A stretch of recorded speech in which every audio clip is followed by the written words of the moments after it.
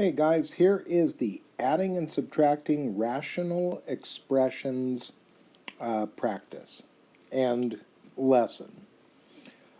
You'll probably want to pause this video right now, take a picture of this, or write this down in your notebook. These are the rules. Some things in mathematics are definitions, like, oh, this is the definition of a circle, so you just know what it is, or something. Some things are procedural, or what I call recipe math. This is a very recipe math type of concept.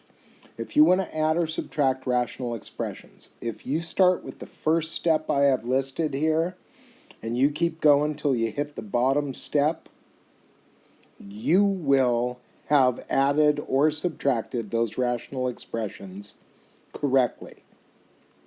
But as I warned in my class when I was talking to you guys in the Zoom, when you're doing stuff with rational expressions, remember, it just means fancy way to say there's fractions involved and there's variables. When you multiply, divide, the first thing you want to do is factor everything and cancel everything. But I want you to look right at the bottom here where it says special note. Throughout math, the rules for adding and subtracting are different than the rules for multiplying and dividing. When we multiply and divide, that's when we factor and cancel first. When we add and subtract, factor and cancel is our last step. And things rarely do factor or cancel. Okay, so let's begin. If you take a picture of this and then look at the steps involved as we go through these examples, you'll see it all come together. So the first one says, if the denominator is factorable, factor it to help you find the common denominator. And the other thing is, the common denominator, sometimes it's a number, sometimes it's a letter, sometimes it's a binomial, or it could be any combination of that stuff. So it all starts with checking in on the denominator first. So let me go through my examples, then I'll show you the assignment, etc. But here are the rules we're all playing with. So I'm going to scroll through this. I got some examples ready to go. There we go. So if the denominator is factorable, factor it to help you maybe find the common denominator. So I look at this thing and I say, you know what? This guy right here, this trinomial, is suspiciously factorable.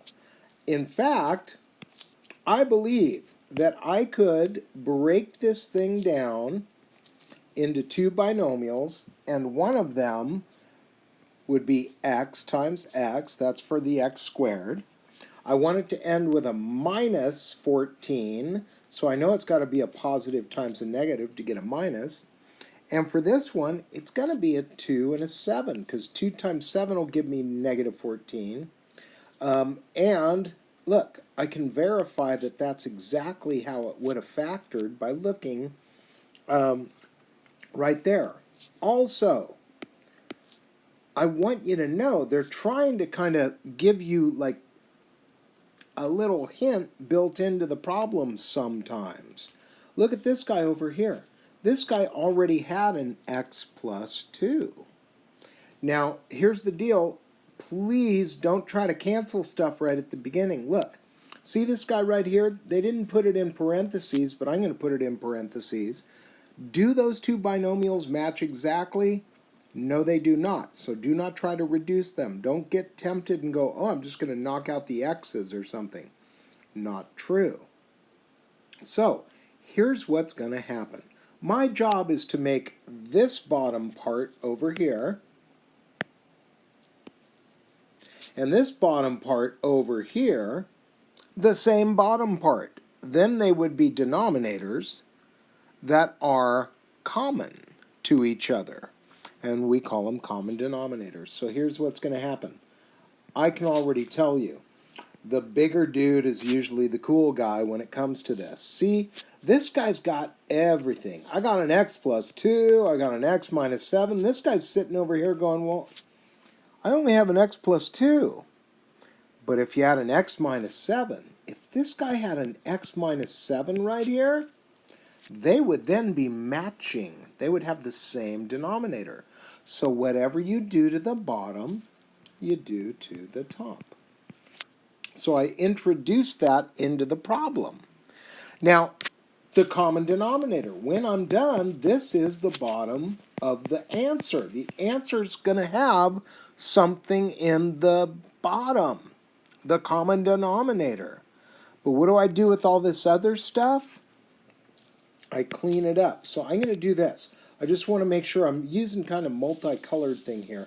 But what my job is now is to combine all this stuff in the numerator. And you'll see this is a subtraction problem, not an addition problem. So when it's subtraction, I have a little rhyme that I like to use to remember how to do this. So here we go. Let me just say, let's see what's in the numerator. In the numerator, I'm going to have this guy, that guy, but then I'm going to have minus. I'm going to have this minus what? Minus all this stuff foiled together. I'm going to have to foil all that stuff. So just this part of the problem, just this little part here, if I were to foil it, I would get x squared minus 2x minus 35. I would get x times x, that's my x squared. Then on the outside, I'd get minus 7x, inside plus 5, so that's minus 2. And then a 5 times that. But you know what I have not done yet? I have not subtracted this stuff yet. So here's how I always remember this. If I see something that needs to be foiled, and I see there's something outside that needs to get distributed, I like to say this. Foil these two, then distribute it through. Foil 2, distribute it through. So what do? When I foiled 2, I got this. I'm about to distribute this through, so everybody's going to change signs. So let me just, there's an x, there's a minus 3. Now it's a negative x squared. Now it's a plus 2x. Now it's a plus 35. Let's make this thing smaller. So I'm going to say, okay, I'm going to change back to black. Back to black, Amy Winehouse. I'm going to say negative x squared. That's going to go first. Then I'm going to say I have 2 x's. There's 2 x's. I have, oh wait, sorry, there's 3 x's. Whoa, I almost biffed it on that because I was getting ahead of myself. There's 3 x's. And then I got a minus 3 plus 35, that's 32.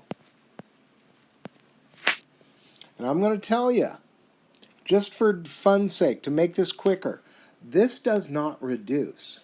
This top part will not factor to help me cancel. It is super rare that it will factor and cancel. So my final answer right there, that's it. Now, trust me, it won't factor and cancel. I'll give you some hints, things to look for. But let's just go on to the next one. Let's keep the rhythm up. Let's keep the pattern going here. So, I got this other dude that I made up that I want you guys to see. This is my next example. Now, I said at the beginning, if you can factor the bottom, you should try and do that, because sometimes that tells you what the common denominator is going to be. But this guy right here, that's just a 3. It's a number. Please don't do this. No, no, no, no, no. You cannot reduce. Remember, the last thing you try to do in an add-subtract question is to factor and cancel. So don't start jumping over, barrels and trying to get ahead of things. That's a 3.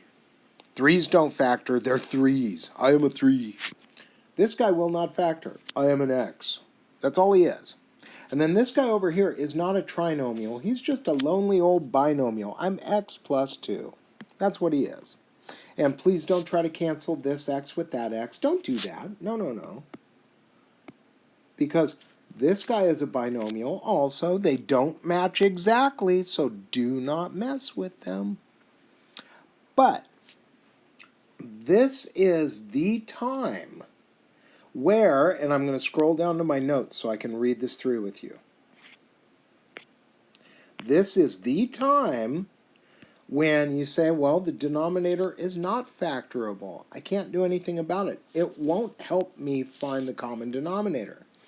But the second step here reminds me that a common denominator sometimes is a number, a letter, a binomial, or any combination of that stuff. So let me go back, because this example, I made up an example for you where, hey, the 3 needs to be represented. It's part of your common denominator. The X needs to be represented. It's part of your denominator. This guy needs to be represented. He's part of your denominator. You have a common denominator that is, in this case, made up of a number, a letter, and a binomial. So now, what is our job? Our job is to go through and make all the bottoms match. So I'm going to do this color-coded. And I'm going to say, you know what? This guy needs an X and an X plus 2. So if I go up to the top, I say you need an X and an X plus 2. Let's go to the next one. What does this piece of the puzzle need? Well, he needs a 3 and an X plus 2. So I'm going to say you get multiplied by a 3 and an X plus 2. The last piece, well, he's got an X plus 2 already. He's got the binomial part, so he needs a 3 and an X. So that means the top part gets a 3 and an X.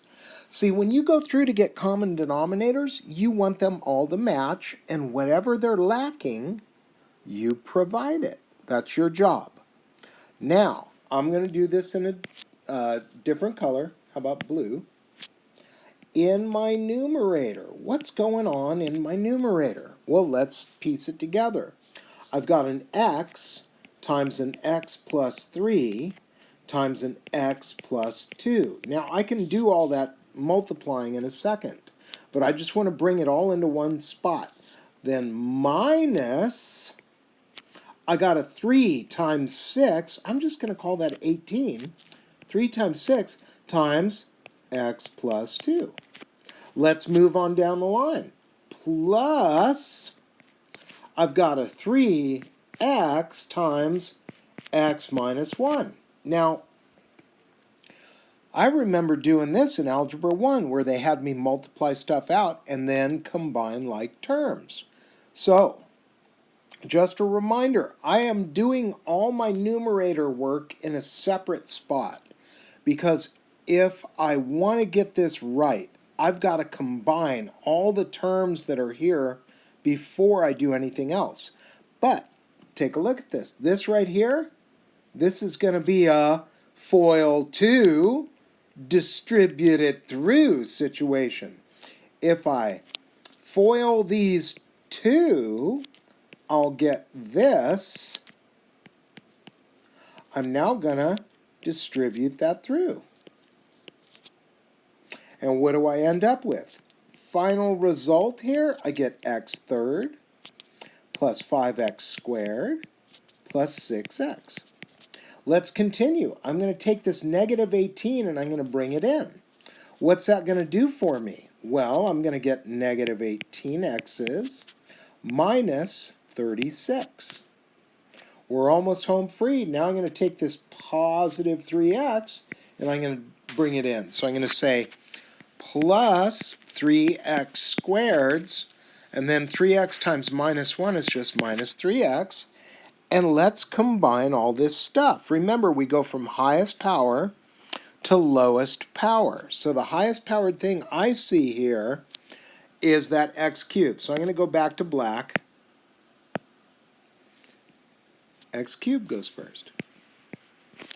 Now I've counted it. I don't want to count it again, but I do see that I have a 5x squared and a 3x squared.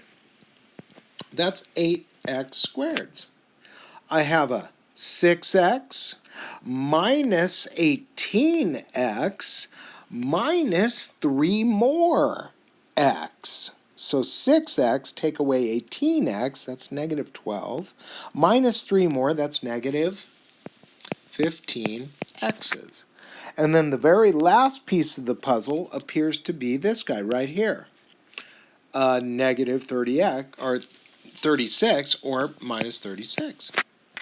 Now, single letters can only cancel single letters. I don't have any single letters up here. 3, that's a number, can only cancel with a single number. I don't have any single numbers upstairs. I'm just going to tell you right now, it's very rare for something like this to factor and cancel. In fact, there is nothing here that's going to reduce. That is my final answer. I have a polynomial over a monomial and a binomial. And that's my final answer for my second example. It can happen. Now, this is what I call slang is called bookkeeping. When I was in college and I was going through math classes with my math geek buddies, they'd say, hey, I think you made a mistake in your bookkeeping. Your answer doesn't match my answer. So what I'm trying to say is go slow, take your time, you don't have to rush, and be accurate when you combine all your terms. Let's take a look at another one. By the way, these are all good examples. You could have them with you. Let's look at this one. So I have a whole number. I have a trinomial there, it looks like. So I'm looking at all my little pieces here. I'm going to say, you know what? I can make you look like a fraction. You need a 1. I'm saying this thing looks super suspicious, so I'm probably going to factor it. What the heck? Let's try. And I'm probably going to find an x minus 1 in there. I'm going to guess that one of those factors is an x minus 1. Let's try x minus 1. What would this have to be then? It looks like it would have to be an x plus 3 to make it work out. And guess what? It does. So, we're using step 1 of our recipe again. Factor the denominator. It might lead you to the common denominator, and it did in this case. X minus 1, x plus 3. That's my common denominator. Now, this guy right here, he's got a 1 in the bottom, so he needs everything. This guy needs an x minus 1 and an x plus 3. So I have to do that to the top. So it looks like I'm going to have a FOIL 2 distribute it through thing going on. Now be careful. This guy's going to be subtracting this stuff. So be cautious. Does that negative hit the first thing, the second thing, or both things? And the answer is both pieces are affected. The negative should always go through the top. That is one of the reasons why I wanted you guys to get used to. Never leave a negative in the bottom. Just put it in the top. When you're combining terms, it will affect your answer. Now, the last guy, look. This negative is going to go through the top, but I'm going to have this piece times one of these because it doesn't have one of these. So my whole job is to make every bottom part match, and when I make the bottom parts match, it then affects what I do to get my numerator looking good. So let's just walk through this. I have a 6 times an x minus 1 times an x plus 3. Minus, I have an x plus 7. Minus, I have an x minus 5 times an x plus 3. So I got some FOIL to distribute it through. I got some more distributing to do. I got some FOIL to distribute it through. I got a lot of cleanup to do. So this is where my buddies and I would say bookkeeping. All right. So I'm going to FOIL these two, and if I do, I'm going to get this times 6 minus, well, minus x minus 7. What the heck? Then I'm going to say it's going to be a minus. What that is, well, when I FOIL that, I get x squared minus 2x minus 15. So this whole chunk of junk, I just FOILed 2. I'm going to distribute this through. So let's clean this all up. I'm going to come back and make it as pretty as I can. 6 times x squared is 6x squared. Plus 6 times 2x, that's 12x. Minus 6 times 3, that's 18. Minus an x, minus a 7. Then all these guys here are just going to change sign when I distribute the minus through. And now we got to combine all the stuff that's making up my numerator. Let's start with the highest powered thing. The highest powered thing is 6x squared, and then there's a minus x squared. That's a grand total of 5x squared. I'm filling in my answer now up here. So I counted those guys. Then I'm going to do, well, 12x, take away an x, I'm at 11. 11 plus 2 more is 13x's. Did I count everything that's an x? Yes, I did. So I have 13 x's. Then I'm going to say minus 18 minus 7 more plus 15. So minus 18 minus 7 more is minus 25 or negative 25. Plus 15 is negative 10. And once again, all I'm doing is collecting stuff. That's my final answer.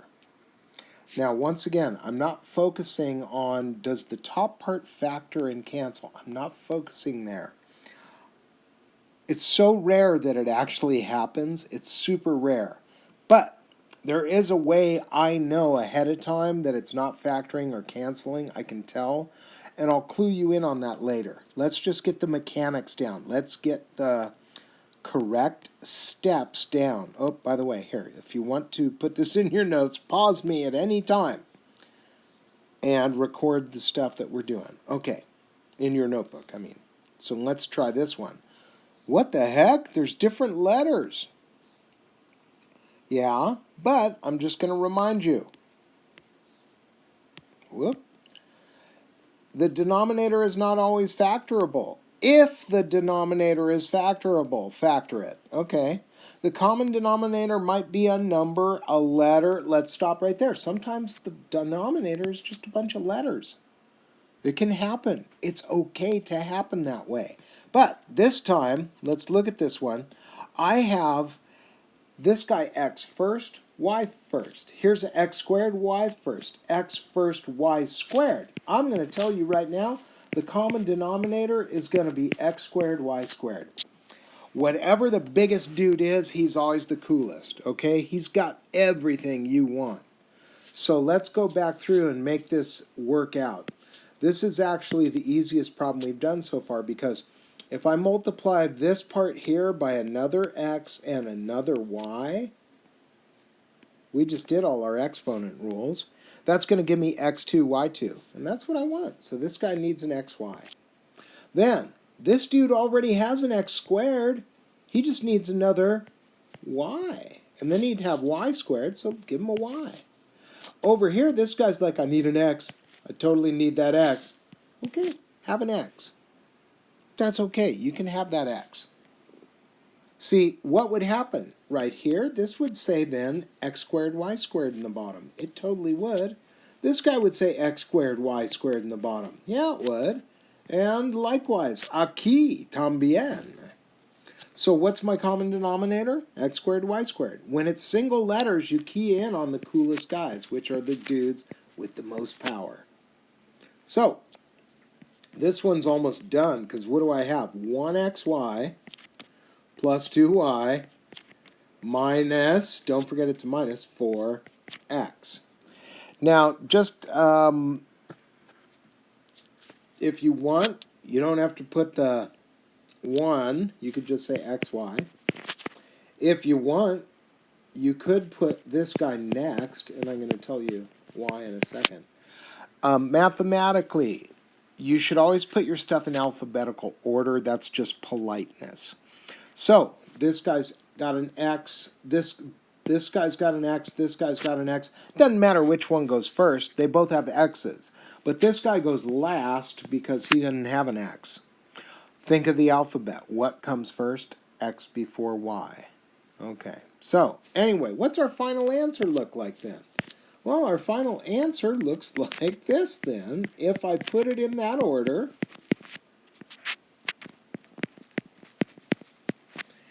that's it. And once again, you might be saying, well, what about reducing it? Okay, the bottom is a monomial. The top is a trinomial because you cannot combine all that stuff.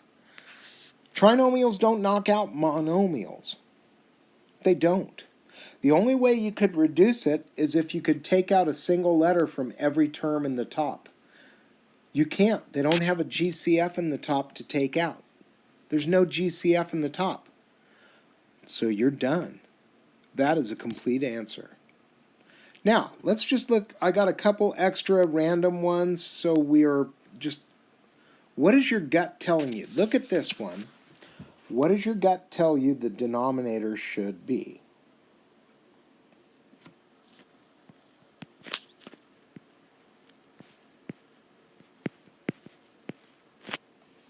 That's what it should be. Why? Well, this guy's got a 3. 3 is a number. 3 needs to be represented. Both of these guys have x's, but this guy's cooler. So let's go back and give them what they need. What does this guy need? He needs one more x. So if I'm going to do that to the bottom, I do it to the top. This guy just needs a 3. So if I got to give him a 3 in the bottom, I give it to the top. So I did not change colors on this because normally I'm not using all kinds of different colors when I do work. But if you have a super rad pencil case and you have all kinds of different colorful stuff, man, this is, let it shine. Let it rock and roll here. So we go x times x plus 1. Well, that just means distribute. So I get x squared plus x. Plus, what's going to be next? 3 times 2x, that's 6x. And then 3 times 3 is 9. And away we go. Let's put these together. And we get x squared, that's the highest powered thing, plus 7x plus 9. Once again, that's the final answer. I cannot do anything about that. Do not say, well, what about this? What about that? Can I knock out the x squareds? Wait, 3 goes into 9. Can I do that? The answer is no. Please don't. You will make me cry. Cry so sadly. Remember, the top part's a trinomial. The bottom part's a monomial. What are the rules? If you can't factor it, take a look. The top won't even factor. It won't. But if you can't factor it, you definitely can't cancel it because trinomials only knock out matching trinomials. Huh? Okay, I got one last problem. I got one more example I want to walk through. Because this guy has a little bit of everything from my list of fun facts. So here we go. I have not shown you this yet. X plus 2 quantity squared. Well, what does that mean? Well, let's rewrite it. What it really means is I have a 4, and then on the bottom I have 2 of these. And if I have 2 of them, both of them need to be represented. That's true. Not lying. Minus, 1. Now, I hope you recognize this guy as the difference of squares. So I'm just going to factor the denominator right away. I'm going to say, you know what? That's what you turn out to be. You cannot fool me. Plus 5 over, well, this guy's an x plus 2. So think about it. The common denominator has to represent everybody that's there. And just because you factored something doesn't mean that thing is necessarily always going to be the common denominator. You have to make the first dude. I need to be represented. I do. And this guy says, well, that's kind of cool, but what about my x minus 2? I go, okay. And then this guy's like, well, I only got one of those. So let's go back and make sure they all represent. I'm going to go back. Let's use some orange. Why not? This guy needs another thing. What's he missing? He's missing an x minus 2. So I'm going to give him an x minus 2 in the top. Minus, well, what is this guy missing? He needs one more of these babies. He does. So we're going to give him one. And then this dude is like, I need a lot of help. So he needs 2 things.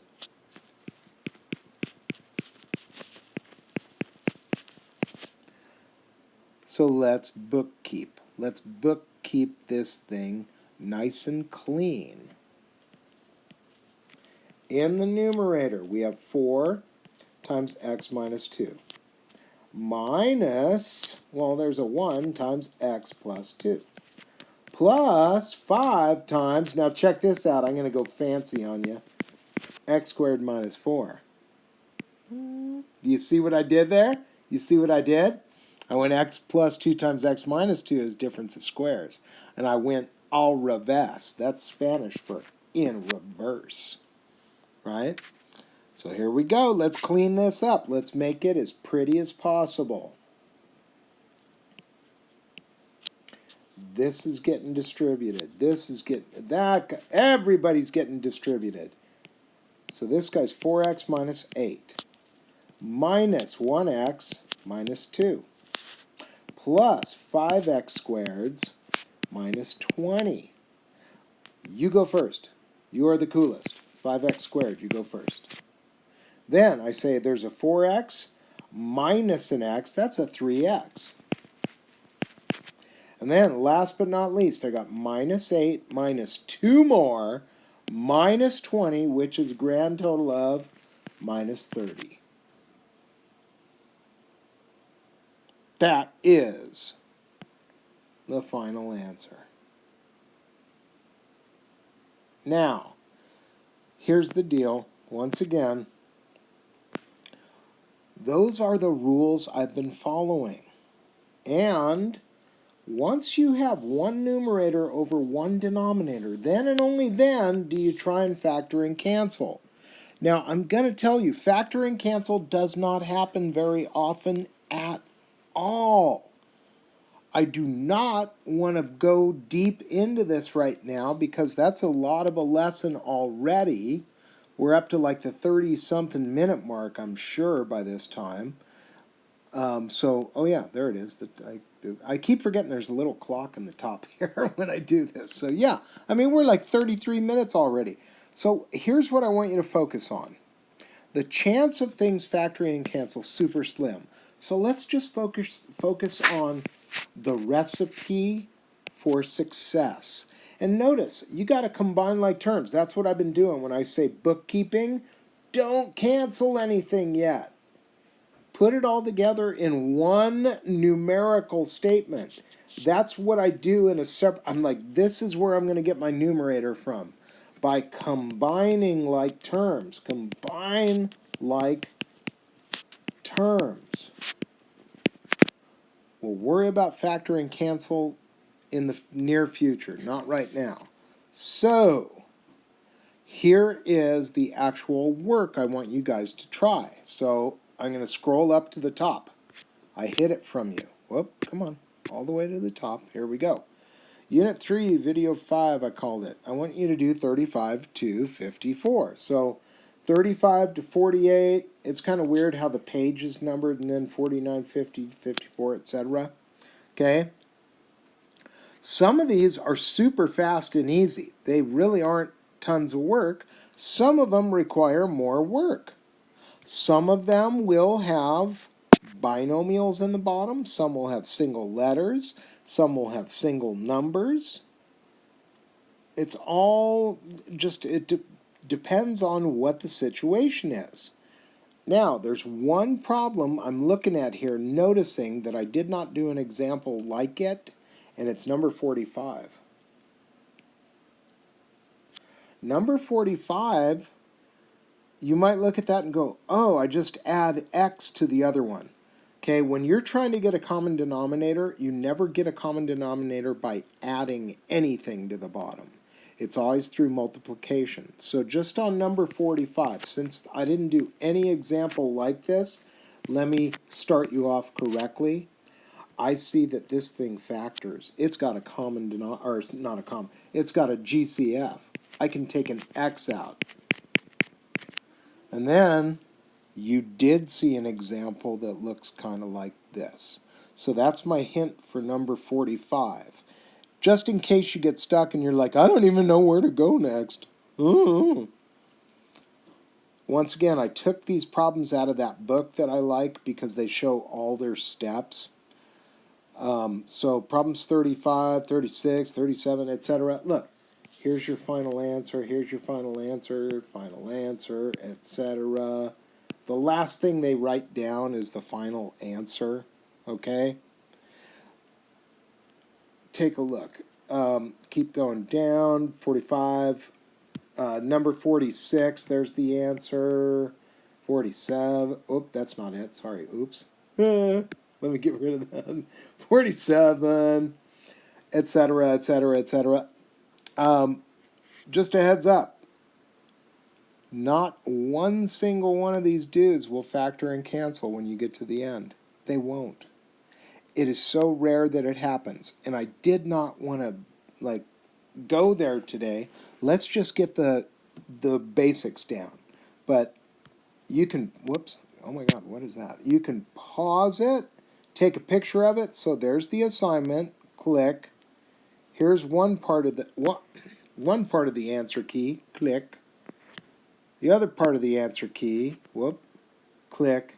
And then the last part. Click. Okay, guys. Good luck on this. Take your time. Be a good bookkeeper. Show your steps. Sometimes people try to take shortcuts by not writing things out. Bad news. It usually means you missed something and you ended up getting it wrong. Take your time. Write it out. And besides, when you write out your work, let me just show you one thing. This is what I found out when I was a kid in high school. When you write out your work for problems like this, look at how cool that looks. You know what? Your parents might be really good at math. They might be engineers or something like that. And they'll respect the fact that you're showing all your work. They'll think that's really cool. And if your parents aren't engineers and you show this kind of work, look at that.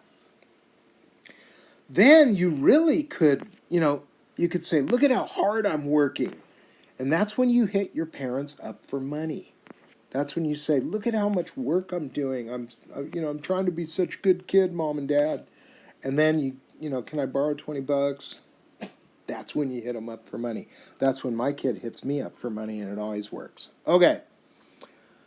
So, little life lesson, little math lesson. A little bit of both. So that was our assignment, Unit 3, Video 5, Add and Subtract Rational Expressions. Bye-bye.